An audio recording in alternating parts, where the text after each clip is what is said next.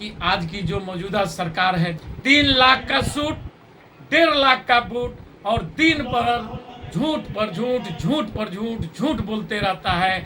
और अभी वह 10 गारंटियां लेकर के चल रहा है और लोगों को गारंटी दे रहा है, उसी ढंग से गारंटी दे रहा है जैसे आपको 2014 में गारंटी दिया गया था कि 15-15 लाख रुपया आपके खाता में आएंगे और हर साल 2-2 करोड़ नौकरियां दी जाएगी।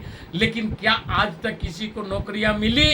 क्योंकि इस सरकार को अपने मित्रों के सिवा, अपने लोगों के सिवा किसी की फिक्र नहीं है, किसी को चिंता नहीं। वह जान रही है ये सरकार कि हमें धर्म के नाम पर लोग वोट दे देते हैं, हमें काम करने की जरूरत नहीं है। लोगों को धर्म के नाम पर गुमराह करने का काम करते हैं। उनको चिंता है कि हमारी गति कैसे सुरक्षित रहे, हमारे मित्र बंधु जिनको जो पूंजीपति हैं वह कैसे सुरक्षित रहे और उनको मैं क्या क्या फायदा पहुंचाऊं और उसके अंतर्गत हमें कितनी चंदा मिलेगी ताकि हमारी ऑफिस पर ऑफिस बनती जाए। लोकतंत्र की चारों स्तंभ है उसको किस ढंग से गिरवी रखने का काम किया है और अपने लोगों को बचाने के लिए उन सारी संस्थाओं को किस ढंग से दुरुपयोग कर रहा है। और यही बात राहुल गांधी जी न्याय यात्रा जो निकाले हुए हैं और उसमें यही बात तो बोल रहे हैं कि हर व्यक्तियों को न्याय मिलना चाहिए। राहुल गांधी जी आज तक किसी भी बातों में वह झूठ नहीं बोलते हैं। बहुत से कांग्रेस के लोगों ने भी उन्हें समझाने का प्रयास किया था कि जिस ढंग से आज की मौजूदा सरकार झूठ बोल बोल करके और जिस ढंग से वोट प्राप्त करती है,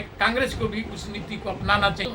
वे हमेशा इसी बातों को बोलते रहे हैं कि चाहे हमारी सरकार बने, हम सत्ता में आए या नहीं आए, लेकिन हम गांधीवादी हैं। गांधी हमेशा सत्य और अहिंसा के मार्ग में अपनाए थे और आज की भी कांग्रेस उसी मार्ग पर चल रही है।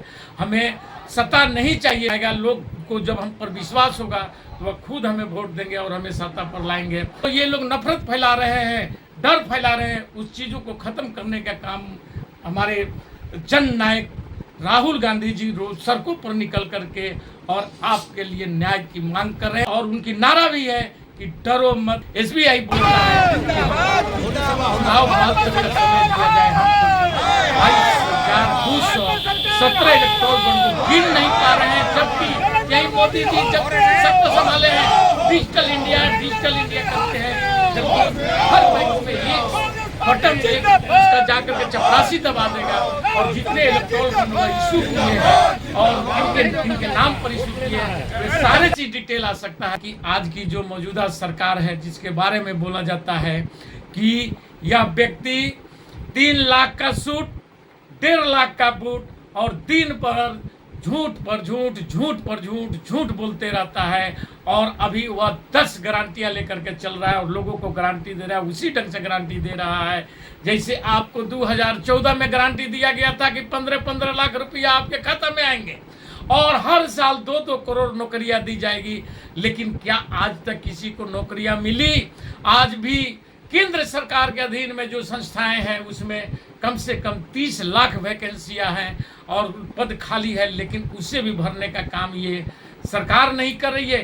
क्योंकि इस सरकार को अपने मित्रों के सिवा, अपने लोगों के सिवा किसी की फिक्र नहीं है, किसी को चिंता नहीं है। क्योंकि वह जान रही है ये सरकार कि हमें धर्म के नाम पर लोग वोट दे देते हैं, हमें काम करने की जरूरत नहीं है। इसीलिए हमारे ये देश के प्रधानमंत्री जी दिन रात आप देखते होंगे कि हर सभाओं में, हर जगह जिस जहाँ जाएंगे वहाँ पर वह धर्म से ही संबंधित बात करते हैं और मंदिर का बात करते चलते हैं। जबकि यही चीज़ देखते हैं कि आप विदेश में भी जब कोई चुनाव होता है तो वहाँ पर पक्ष और विपक्ष को, चाहे वो सरकार में जो रहते हैं उनके प्रधानमंत्री और विपक्ष के लोग अपने अपने डिबेट कराते हैं और प्रेस में अपनी अपनी बातों को रखते हैं कि हम सरकार में आए थे तो हमने जनता के लिए क्या क्या किया। और यदि जो विपक्ष में होता है वह बतलाता है कि हम यदि सत्ता में आएंगे तो हम जनता के लिए क्या क्या करेंगे। लेकिन आपने कभी ये 10 सालों के बीच में 2-2 चुनाव आप देखे, लेकिन कभी भी आप प्रधानमंत्री जी का आपकी बात करते हुए नहीं देखे होंगे। और जब भी बात करेंगे या जहाँ भी जाएंगे तो वह मंदिर के दर्शन करने जाएंगे, भगवान की दर्शन सभी करते हैं। घर में करिए ना भैया, कहाँ कौन रोक रहा है? हम लोग भी पूजा करते हैं, हम लोग भी पूजा पाठ करते हैं, हम लोग भी भगवान को मानते हैं। ऐसी बात नहीं है कि हम लोग भगवान को नहीं मानते हैं, लेकिन भगवान की भी मानना एक अलग चीज़ है और अपनी कर्म को करना एक अलग चीज़ है। जबकि इस देश के लोग, प्रधानमंत्री जी अब सिर्फ लोगों को धर्म के नाम पर गुमराह करने का काम करते हैं।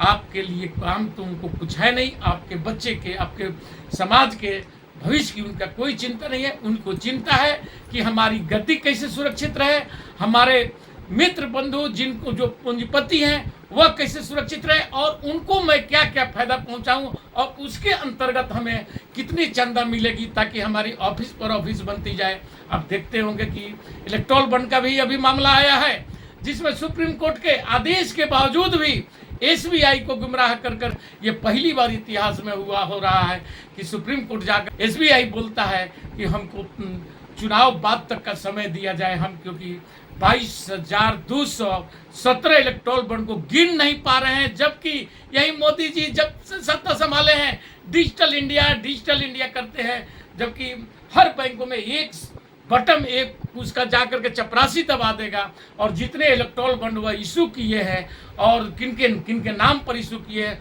वे सारे चीज डिटेल आ सकता है, लेकिन ये काम नहीं कर रहे हैं।